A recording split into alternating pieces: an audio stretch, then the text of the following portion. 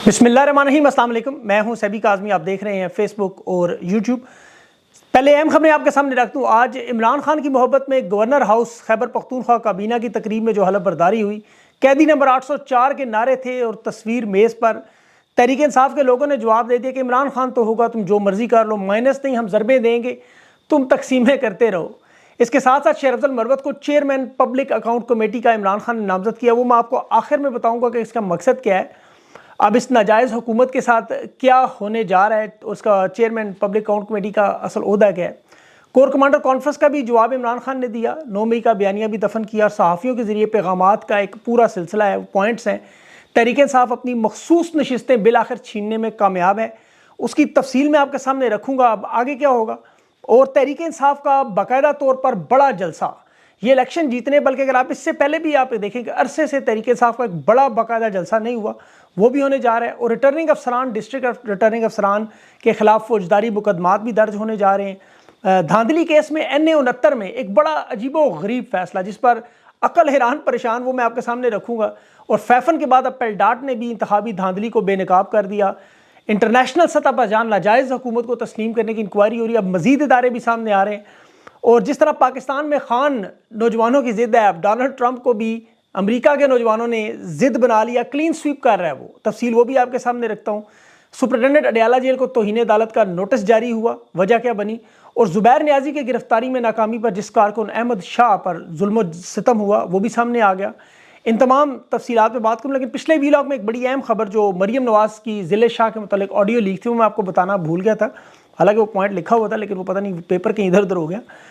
शंदाना गुलजार ने जो मरियम नवाज़ के बारे में ये बात की थी, उसके बाद ट्विटर पे शंदाना के गिरफ्तारी पर इन्होंने ट्रेंड चला दिया बहुत बड़ा कि जी शंदाना ने इतनी बड़ी बात मैडम चीफ मिनिस्टर के बारे में कैसे की। अल्लाह ने शंदाना को सुरखरू किया। वो ऑडियो लीक बाकायदा तौर पर सामने आ चुकी है, जिसमें तहरीक इंसाफ के वर्कर जो उस वक्त ज़िले शाह था, मरियम अपने अंकल से बातें कर रही थी कैसे किस तरह तहरीक इंसाफ से जोड़ा जाए। वैसे तो वो खुद मरियम साहिबा ऑडियो वीडियो की, मैं आपको पता महारानी है। इस ऑडियो का फोरेंसिक करवाएं तो यकीनी तौर पर राना सनाउल्लाह और मरियम सफदर इसमें बाकायदा तौर पर गिरफ्तार हो सकते हैं। और ज़िले शाह की शहादत याद रखें, बहुत बड़ा मामला है, इस पर इन पर FIR होनी चाहिए। और जो लोग वो कह रहे थे ऑडियो लीक नहीं है, शंदाना ने अपनी तरफ से बात की, वो मेरे ट्विटर पे भी लगी है और सोशल मीडिया पर मौजूद है, चेक कर सकते हैं। तो ये मामला तो हो गया क्लियर जो पिछला वीलॉग था। अब मैं आगे चलता हूँ इस अहम मामले की तरफ। जो पिशावर हाई कोर्ट में, जो पिशावर हाई कोर्ट ने स्पीकर कौमी असम्बली को मखसूस नशिस्तों पर जो अरकान है उनसे हलफ न लेने का एक बड़ा हुक्म सुनाया। और ये फैसला महफूज किया गया था, और जिस अंदाज में महफूज था, बज़ाहिर लग रहा था कि तहरीक इंसाफ की मुखालफत में फैसला जा सकता है। लेकिन आज ये बात साबित हो गई है कि तहरीक इंसाफ ने खैबर पख्तूनख्वा में इमरान खान ने जो इंसाफ की जड़ें मजबूत की, जितने केसेस पेशावर हाई कोर्ट में गए वो तमाम मेरिट पर कानून के मुताबिक फैसले हुए। चाहे वो बल्ले का निशान हो, जरताज गुल की ज़मानत हो, रुपोश रहनुमाओं की ज़मानतें हों, अब ये मखसूस नशिस्तों का मामला, सब सामने आ चुका है कि अगर पाकिस्तानियों को अब इंसाफ चाहिए होगा तो पेशावर हाई कोर्ट की तरफ देखेंगे। और उसकी मैं आपको बड़ी वजह बताऊँ, उसके बाद फिर मैं आगे चलता हूँ कि चीफ जस्टिस पेशावर जो है उम्रे की वापसी पर उन्होंने एक ऐलान किया कि मैंने अल्लाह से वादा किया कि जिस दिन मैं इंसाफ ना कर सका, मैं एक दिन इस कुर्सी पर नहीं बैठूंगा। फिर जरताज गुल के मामले भी आपको याद होगा, वो दीन इस्लाम को आइन से ज़्यादा मुतबरक समझते हैं, जो हम तमाम मुसलमान समझते हैं, हमारा अकीदा है, हमारा मजहब है। काजी फायज साहब अलबत्ता आइन को ऊपर समझते हैं, हालांकि सबसे ज़्यादा खिलवाड़ आइन का उन्हीं की तरफ से हो रहा है। कमिश्नर चट्ठा ने जब बयान दिया कि इस्लामाबाद समेत पिंडी की 13 नशिस्तों पर रिटर्निंग अफसरान ने धांधली की, तो सबसे पहले पाकिस्तान में जो शख्स कमिश्नर चट्ठा के बयान के मुखालफत में आए वो काजी फायज साहब थे। काजी साहब फरमा रहे थे सबूत नहीं है, बगैर सबूत के आप किसी पे भी इल्ज़ाम लगा दें, बिल्कुल दुरुस्त। आज सबूत भी आ गया, इलेक्शन कमीशन की वेबसाइट पे फॉर्म 45 सारे पड़े हुए। काजी साहब देख ले 313 को किस तरह 1313 किया गया। जिस तरह बच्चे फेल होकर इम्तहान में आपको पता है F को A बनाते हैं, बिल्कुल उसी भोंडे अंदाज में, बदतरीन अंदाज में धांधली की वारदात। बार उसकी तरफ मैं आगे चलता हूँ। फैसला जो पेशावर हाई कोर्ट की तरफ दोबारा मखसूस नशिस्तों का, ये 4 सफ़ात का फैसला था, जिसमें सुन्नी इत्तेहाद कौंसिल ने मखसूस नशिस्तों की इलेक्शन कमीशन के खिलाफ जो गैर कानूनी तौर पर नून लीग पीपल्स पार्टी में रेवड़ियों की तरह बांटने की कोशिश, यकीन करें ऐसा कभी पाकिस्तान की तारीख में नहीं हुआ। पेशावर हाई कोर्ट ने फैसला जारी किया, इसमें 6 सवालात उन्होंने उठाए और इस पर इन्हें अब अटॉर्नी जनरल और जो एडवोकेट जनरल है वो नोटिस दिया कि वो मुआवनत भी करेंगे। लार्जर बेंच की तश्कील के लिए चीफ जस्टिस के पास जाएगा ये कल केस उनके पास। और अब नो मुंतखब मेंबरान हलफ नहीं उठा सकते, ये तहरीरी हुक्मनामा है। अब जो उन्होंने 6 बड़े अहम नुकात रेज किए, पहला नुकता तो ज़ाहिर है पेशावर हाई कोर्ट का कि इस मामले का इख्तियार वो रखते हैं या नहीं, जो दरख्वास्त गुजार है सुन्नी इत्तेहाद पटिशन का इख्तियार रखता है। इलेक्शन एक्ट के मुताबिक क्या मखसूस नशिस्तों के ये सुन्नी इत्तेहाद कौंसिल हकदार है या नहीं, क्या ये खाली रखी जा सकती हैं या क्या इनको बाकी जमातों में बांटा जा सकता है रेवड़ियों की तरह, और अगर सुन्नी इत्तेहाद फहरिस्त ना भी जमा कराए तो क्या उसके बावजूद ये इसके मुद्दई हो सकते हैं। और सबसे बढ़कर क्या इलेक्शन कमीशन ने जो आइन और 2017 का इलेक्शन एक्ट है उसके मुताबिक तशरीह की है। तो ये बड़ा सादा सा मामला है। माजी में 2013-2018 में बाप पार्टी को, नून लीग को तवक्कुआत से ज़्यादा नशिस्तें मिलने पर नशिस्तें दी गई, बगैर दरख्वास्त जमा करवाने के भी मामला ऐसे एग्जाम्पल्स मौजूद हैं। माजी में इलेक्शन कमीशन ये सब कुछ कर चुका है। अब यहाँ सिर्फ देखना है यह है कि कौमी असम्बली की हद तक ये मामला, इनका फैसला इंप्लीमेंट होगा या सूबाई असम्बली में भी जाएगा। तहरीक इंसाफ का ये हक है जिस पर उन्होंने लड़ाई की और उनकी कामयाबी है। इलेक्शन कमीशन जाहिर है फैसला चीफ जस्टिस भी देंगे तो उसके बाद काजी फाइज की अदालत में ले जाएगा। इसीलिए मैंने आपको इससे पहले काजी साहब की थोड़ा सा तमहीद बांध के टच दिया है कि आपको पता लगे। सबूत मांगते हैं तो सबूत तो अब इलेक्शन कमीशन के पास मौजूद है। अब सारे फॉर्म 45 पड़े हुए हैं। अब यहाँ पे इलेक्शन के इंतखाबात की बात करें तो अब NA 69 जो है, ये 69 जो है एक बहुत बड़ा अजीबोगरीब फैसला आया इस इलेक्शन कमीशन की। मैं अगर आपको तफसील बताऊं, यहाँ पर कौसर परवीन भट्टी जो है वो इलेक्शन में लड़ी नासिर इकबाल बोसल के मुकाबले में। नासिर इकबाल बोसल नून लीग के जिता दिए गए। 1,18,000 वोट इन्हें पड़े जबकि नासिर इकबाल को 1,03,000 कुछ वोट पड़े। अब इलेक्शन कमीशन की वेबसाइट पर अगर आप जाके देखें तो वहाँ बाकायदा तौर पर तकरीबन इन्होंने जो वोटिंग का सारा तरासब है वो 1,35,000 कुछ है।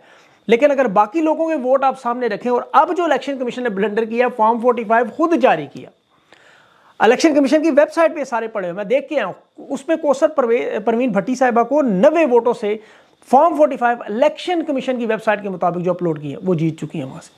मतलब इनसे ये 3,000 की लीड पूरी नहीं हुई। काजी साहब सबूत मांगते हैं, वैसे तो अब एक एक हल्के का सबूत पड़ा हुआ है। तैमूर झगड़ा ने, बैरिस्टर गौर ने, सलमान अकरम राजा ने पूरी प्रेस कॉन्फ्रेंस की है।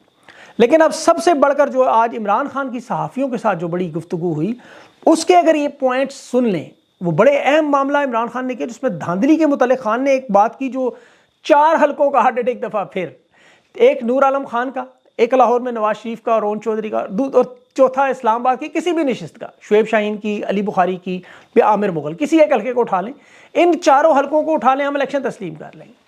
अंदाज़ा करें खान को उस वक्त भी पता था, 2013 में, आज भी पता है।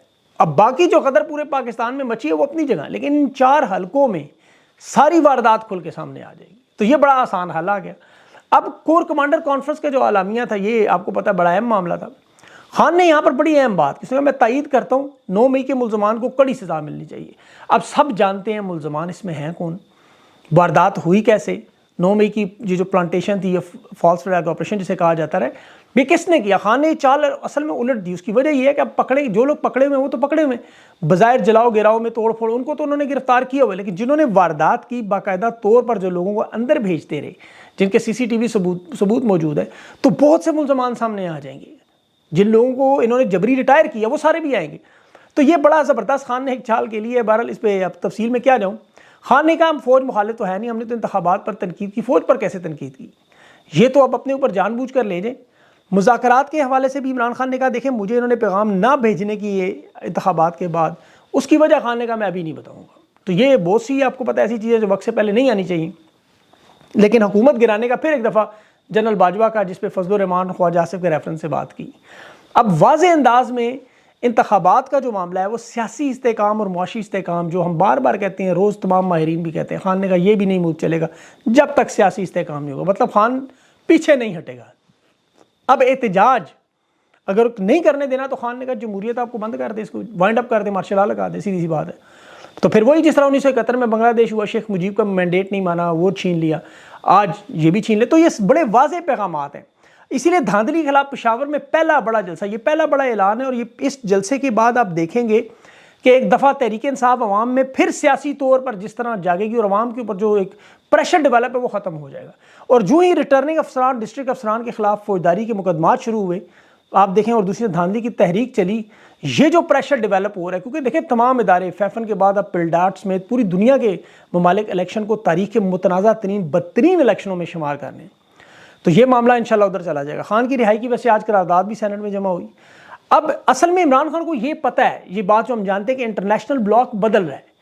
अभी KP में तो जिस तरह गवर्नर हाउस में कैदी नंबर 804 के नारे लगे, खान की तस्वीर सामने आई, स्टेज पर आई, ये लोगों का एतमाद है। इसीलिए पेशावर का जो चुनाव किया गया, खान से वफादारी का ऐलान है, अली अमीन गंडापुर को बुलाना, शेर अफजल मरवत को चेयरमैन कमेटी का बनाना। अब ये इस वक्त जो इंटरनेशनल हालात बदलते जा रहे हैं, अमेरिका के इलेक्शन जहां पर जिसकी सबसे बड़ी बात की जाती है, डोनाल्ड ट्रंप एक एक रियासत में जीतता जा रहा है, वो हकीकत में यकीन करें वहाँ अमरीकी नौजवानों की जिद बना हुआ है। अब वहाँ पे तो ना काजी फायज है, ना सिकंदर सुल्तान है, ना फॉर्म 47 है। इसीलिए डोनाल्ड ट्रंप जो है वो इस वक्त 995 डेलीगेट्स उम्मीदवारों के साथ सर फहरिस्त है, हर रियासत में तकरीबन वो जीत रहा है। तो बाजार यही लग रहा है वो क्लीन स्वीप मारेगा, इस दफ़ा बहुत बड़े मार्जिन से बाइडन को हराएगा। और जो डोनाल्ड ट्रंप की अपनी पार्टी की सबसे बड़ी हरीफ है निकी हेली, उसके पास सिर्फ 89 उम्मीदवार। ज़रा फ़र्क देखें, 995 और 89, इतना एतमाद अवाम का उसके ऊपर। अब हर रियासत में जीतने के बाद ज़ाहिर है अवाम का जिस शख्स पे एतमाद, इस वजह से कि 97 केसेस हैं झूठे, और फिर सुप्रीम कोर्ट ने जो कैपिटल हिल का केस उड़ा दिया, ये बिल्कुल वाज़े तौर पर पाकिस्तान वाला मामला है। तो माहिरीन मुत्तफ़िक हैं, ज़ाहिर है, तब सब लोग जानते हैं इस तब्दीली के बाद पाकिस्तान में तब्दीली लाजमी है। और यही वजह है कि इमरान खान की तारीख की जो रिहाई की तारीख जो ताकतवर लोग दे रहे हैं तहरीक इंसाफ को, वो सितंबर तक का कहते हैं, इंतजार करें सितंबर तक। मैं आपको बड़े वसूख से कह रहे हैं, ये एक बार बार कहते हैं तहरीक इंसाफ को, सितंबर तक आप सब्र करें, खामोश रहें, कुछ ना करें, उसके बाद जो मर्जी करें। उसकी वजह क्या है कि नवंबर में इलेक्शन है, 24 नवंबर को। तो ये सारा मामला असल में उधर से शुरू हुआ, उधर से खत्म होना है। उसके बाद आपको अदम एतमाद भी होती नजर आएगी। शहबाज शरीफ, नवाज शरीफ लंदन भी भागते नजर आए, बिलावल हो सकता है अमेरिका भाग जाए या दुबई भाग जाए। इदारों के लोग खान को खुद सलूट मारते हुए भी नजर आएंगे। और इमरान खान को पता है ये हालात बदलेंगे। हर दिन गुजरता हुआ इमरान खान का जो है वो सिर्फ और सिर्फ एक बात साबित कर रहा है कि अब दौर सिर्फ तहरीक इंसाफ का है। ये बात आप ज़हन में रख लेंगे। अवामी सियासत में नून लीग, पीपल्स पार्टी मुकम्मल तौर पर साफ हो चुके हैं। ये इनकी आखिरी हुकूमत और इस्टेब्लिशमेंट की भी बनाई हुई आखिरी हुकूमत होगी। पंजाब में जिस तरह मैंडेट चोर सीएम की जगह एमसी जैसे मैंडेट चोर, मैडम चीफ मिनिस्टर अपने इर्द गिर्द जो चमचे खड़चे इकट्ठे किए हुए हैं, वो पंजाब का हाल वो करने जा रही है जो रणजीत सिंह ने नहीं किया, क्योंकि इनके पास अवामी हुकूमत नहीं है। देखें, इलेक्शन करवाने का मकसद ये है कि अवाम की हुकूमत हो, वरना तो एक कंपनी के तौर पर आप चला सकते हैं मुल्क को। लेकिन अवाम के पास क्यों जाते हैं कि अवाम से जो सपोर्ट मिलती है फिर बड़े फैसले। भारत आपके सामने बहुत बड़ी मिसाल है, आपके सामने देख लें कहाँ से कहाँ पहुँच गए। अमेरिका मिसाल है। और ये यहाँ प्रेस कॉन्फ्रेंस में 2 थैलियाँ पीछे आटे की रख के नवाज शरीफ की तस्वीर रोते हुए मुंह बना के, वो काम नहीं चल सकता इस तरह कभी भी। अच्छा, अब एहतजाज में फजल रहमान साहब तो पनेतरा बदल गए, उनकी लगता है अब नूरानियत ख़तरे में आ जाएगी। अब एक तो ज़ाहिर मखसूस नशिस्तें खैबर पख्तूनख्वा में मामला है, फिर आपको पता है ले दे की बात है, सेनेट है, बलूचिस्तान है। तो मौलाना के साथ मामला ठीक होने तो उन्होंने ये दबाव टैक्टिक्स, प्रेशर टैक्टिक्स इस्तेमाल, ये जानते थे सब लोग। तो इस पर ज़्यादा वैसे भी उम्मीद की ज़रूरत नहीं। मौलाना के इत्तेहाद पे तहरीक इंसाफ के अंदर भी लोग आपको पता है वो खुश नहीं थे। तो ठीक है, जो इसमें अल्लाह की बेहतरी समझे। पिछले वीलॉग में मैंने इमरान खान की जो रिहाई की एक बात की, उसमें लोग पूछ रहे थे कि ये रिहाई के मफरूज़े हैं। ये ऐसा नहीं है मफरूज़े हैं। ये जो खान के केसेस लड़ रहे हैं वकला कानूनी नुकात पर और लॉजिक के हिसाब से, मौजूदा हालात के हिसाब से इन केसेस को जो स्टडी कर रहे हैं। देखिए, आप केस को बैठ के पढ़ें, आपको पता है पहले केस 2 नंबर है। फिर आप देखें इनका जो असल मकसद था वो क्या था, हुकूमत बनाना, वो बना ली। खान को माइनस करके इन्होंने सदर, वज़ीर आज़म, चेयरमैन, सेनेट सारे लगा ली। अब इमरान खान को जेल में रखना सिर्फ और सिर्फ अना और जिद का मसला है। बाकी सियासी बुनियादों पर इन केसेस की कोई औकात नहीं, सब जानते हैं। तो ये जिस वक्त जज ने सुनना है, उसके पास फैसला तो लिखे दोनों पड़े हुए, उसने वो सुना देना है या ये सुना देना है। अब इससे पहले कि अवाम, याद रखें, सबसे इंपॉर्टेंट चीज़ है कि अवाम को ये ज़हन में रखना चाहिए कि इन केसेस में कोई जान नहीं है। अभी जो सलमान सफदर, इमरान खान के वकील बात कर रहे हैं रमज़ान में खान की रिहाई, वो हमारे दरमियान, ये बातें बिल्कुल दुरुस्त हैं, टेक्निकली बिल्कुल सही बात है। हम मुसलमान हैं, मेरा तो ज़ाती ईमान है, जब तक खान के नसीब में जेल का खाना मौजूद वहीं रहेगा, दुनिया की कोई ताकत नहीं रोक सकती, ला सकती और निकाल सकती। जिस दिन वहाँ वो नसीब ख़त्म हुआ इंशाल्लाह कोई रोक नहीं सकता। तो ये तो नतीजा अल्लाह ने देना। अब शेर अफजल मरवत के बारे में जो पब्लिक कमेटी के चेयरमैन में इमरान खान ने अनाउंस किया, पब्लिक अकाउंट्स कमेटी जो है वो इन तमाम की सबकी चेयरमैन, इन सब लोगों ने वहाँ जाके पेश होना है। इसमें वो इन तमाम इदारों के जो बड़े सरबराहान हैं इनको भी बुलाया जा सकता है इन कमेटियों में, इनके बजट्स को भी देखा जा सकता है और बहुत सी अनलिमिटेड पावर्स हैं। तो ये शेर अफजल मरवत पहले भी आपको पता है 17 साल जज भी रह चुका है। इसके अलावा शेर अफजल मरवत के पास बड़ा ज़बरदस्त और वसी तजर्बा है और सबसे बढ़कर वो बड़ी straight forward to the point बात। तो ये बड़ा बेहतरीन फैसला लगता है। अब इससे जो है वो इन लोगों की जड़ें हिल जाएंगी। को पब्लिक अकाउंट कमेटी का चेयरमैन का मतलब इनकी आपने गर्दन पे हाथ रख लिया, तो ये ज़रूर तंग होंगे। बाकी इंशाल्लाह अगले इंटरव्यू में तफसील से बात करेंगे। अपना ख्याल रखें। उस इंटरव्यू तक मुझे इजाज़त दें। अल्लाह हाफ़िज़।